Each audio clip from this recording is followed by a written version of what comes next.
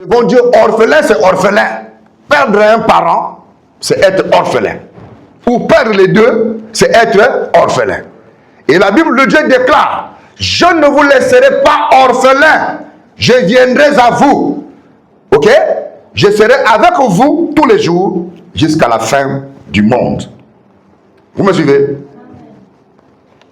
Pourquoi la Bible dit je ne vous laisserai pas orphelin? Jésus s'adressait à l'église. Jésus s'adressait au peuple. Parce que celui qui est le Père, il savait qu'il devrait mourir. Et quand il meurt, il devrait perdre. Les enfants devaient rester son leader. C'est pourquoi il a dit, n'ayez crainte, je ne vous laisserai pas orphelin. D'accord? Et la raison pour laquelle il ne nous a pas laissés orphelins, pour nous garder dans le réconfort, Jésus a envoyé le Saint-Esprit afin de consoler notre cœur. Le Saint-Esprit qui est qui? Le consolateur. Mais comment peut-il envoyer le Saint-Esprit et on appelle le Saint-Esprit le consolateur? Vous me suivez? J'ai arrêté la clim. Il y a des gens qui ont les bras croisés. Si vous voulez que la flèche ne vous touche pas, levez-vous seulement, dites Amen, c'est la vérité, gloire à Dieu. Amen, tu vas transpirer. Vous me suivez? Amen. Je vais lire la brochure La voie à laquelle Dieu a pourvu, prêché le 15 avril 1959 au paragraphe 51. Le prophète de Dieu dit ceci. Vous pouvez beaucoup parmi vous, beaucoup parmi vous ont peut-être connu cette expérience de vivre orphelin. Beaucoup parmi vous ont peut-être connu cette expérience de vivre orphelin. C'est une expérience. Cela me rappelle l'église du Dieu vivant. C'est vrai. On l'a raillé. On s'en est moqué tout le temps. Elle n'avait donc pas d'habit. Apparemment, lorsque le fils du propriétaire du ranch sera arrivé, alors ce soir-là, elles ont organisé un très grand festin. Et elle devait rester à l'écart, derrière le dortoir. Et alors, lorsqu'elles sont toutes sorties de la salle du dîner, après avoir mangé, eh bien, elle y est entrée pour prendre toutes les assiettes et faire la vaisselle. Il est donc arrivé que le propriétaire, le fils de monsieur Armour, passait par derrière et il observait. Et c'était vrai. Il cherchait une chérie. Il a vu cette jeune fille debout là, faisant la vaisselle. Elle avait quelque chose qui lui paraissait réel. Après quelques jours de visite, un soir alors qu'elle jetait de l'eau de vaisselle derrière la maison, après le dur labeur de la journée, elle a entendu quelqu'un dire « Bonsoir ». Elle a regardé. Et c'était le jeune homme, le jeune monsieur Armour, debout là. Et elle a caché ses pieds sous la paille. Elle était pieds nus. Elle a incliné la tête. Elle avait honte. Il a dit, je t'ai observé. Je t'ai observé. Et j'ai trouvé, d'après ce que je crois, que tu es une fille vertueuse. Il a dit, je suis ici. A-t-il dit, j'en ai marre de toutes ces histoires fantaisistes qui se passent dans la ville de Chicago et ailleurs. Il a dit, je suis venu ici chercher une femme. Et il a dit, tu conviens bien. Si vous me suivez, c'est l'histoire d'une jeune fille qu'il parle ici. Une jeune fille orpheline qui vivait au milieu d'une famille. Et dans cette famille-là, étant donné qu'elle avait perdu son père et sa mère, elle vivait dans une famille où il y avait beaucoup de jeunes filles et de garçons. Mais dans cette famille-là, c'est elle qui faisait tout. Il n'y avait qu'elle qui lave les assiettes. Il n'y avait qu'elle qui nettoyait la maison. C'est elle qui lavait les habits. Mais les enfants des autres ne faisaient rien. Donc, elle était genre une forme d'esclave. Vous me suivez? Amen. Au milieu de cette famille-là, toutes les autres belles filles-là faisaient leur beauté, s'occupaient de leurs choses, mais tous les travaux de la maison étaient concentrés que sur cette orpheline-là. Et elle souffrait beaucoup.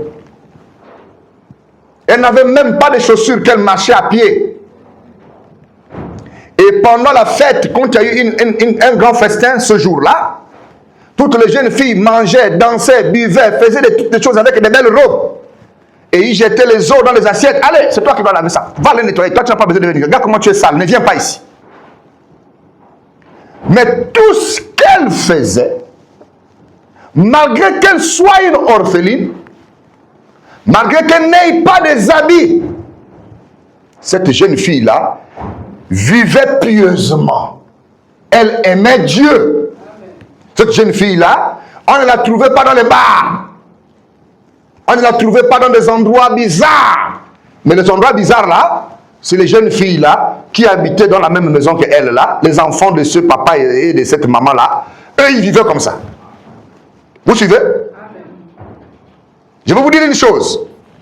Tout enfant qui est maltraité dans une famille parce qu'elle n'est pas ton enfant, parce qu'il n'est pas ton enfant, je te répète ce soir que cet enfant réussira. Et cet enfant sera au-dessus de tes enfants. Que tu le veuilles ou pas, c'est ce que tu as fait. Malheur à quiconque maltraite un orphelin. Malheur à quiconque maltraite une orpheline. Vous n'avez pas reçu le droit de maltraiter les orphelins, de les laisser souffrir, de ne pas leur donner les habits pendant que vous avez l'opportunité de leur habiller. Pendant qu'il y a l'opportunité et la possibilité de leur donner de quoi manger. Toute la haine sur l'orphelin, toute la colère on déverse sur l'orphelin. Faites attention parce que l'orphelin a un Dieu. L'orphelin a un père. Et le père de l'orphelin, le père de l'orpheline ne mourra jamais. C'est ça le problème. Vous me suivez? Il y a des familles comme ça. Ne cherchez pas la sorcellerie ailleurs. Comme c'est pas son enfant, on décharge tout sur cet enfant. Tu ne peux pas repasser les habits de ton mari. C'est l'orpheline qui va repasser les habits. Même la nourriture, tu ne cuisines pas pour ton mari. On t'a épousé pourquoi? C'est l'orpheline qui doit faire de quoi manger. Vous payerez ça très cher. Et Dieu est en colère contre tous ceux qui maltraitent les orphelins et les orphelines. Vous comprenez? Je vais aller doucement. Amen. Si je prêche cette parole, je mets ça en ligne, je la prêche de manière brute comme l'Esprit a mis dans mon cœur là. Beaucoup de gens ce soir-là, leurs noms risqueront d'être effacés dans le livre de vie de l'agneau. Parce que Dieu n'aime pas certaines choses qui se passent dans les foyers africains ou dans les foyers blancs, européens ou chinois. Peu importe le pays, quiconque maltraite un orphelin ou une orpheline est pire que Satan. Repentez-vous. Quiconque écoutera ce qui est dit ici doit se repentir. Et les larmes de Jésus se transforment en feu devant quiconque maltraite une orpheline ou un orphelin. Si tu l'as déjà fait dans le passé, il faut te repentir. Vous comprenez? Et donc cette jeune fille, dans toute la souffrance,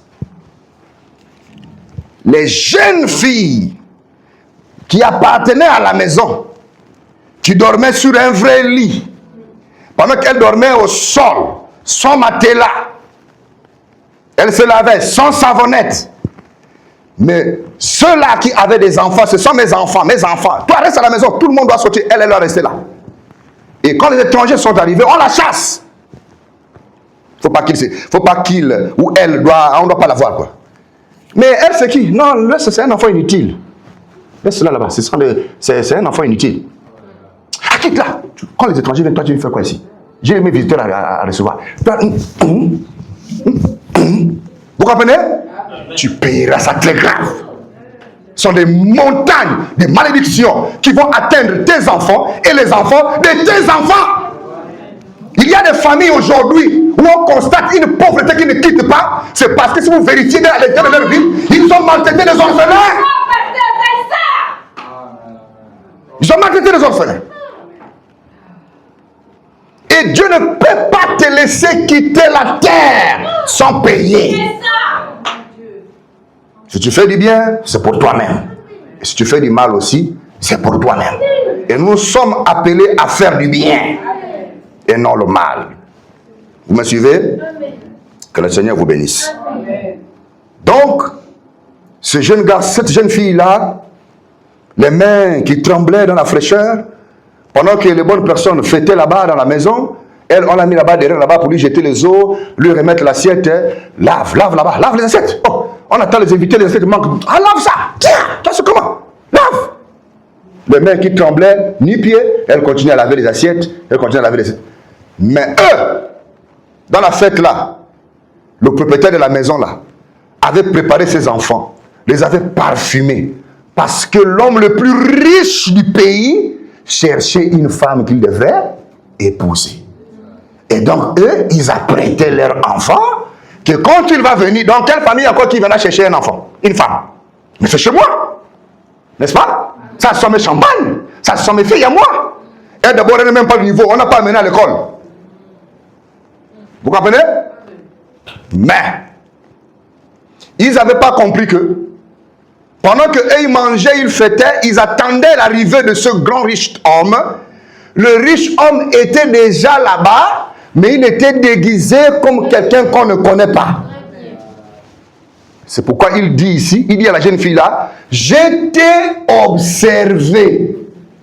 Donc pendant qu'on maltraitait cet enfant, elle n'était jamais désobéissante.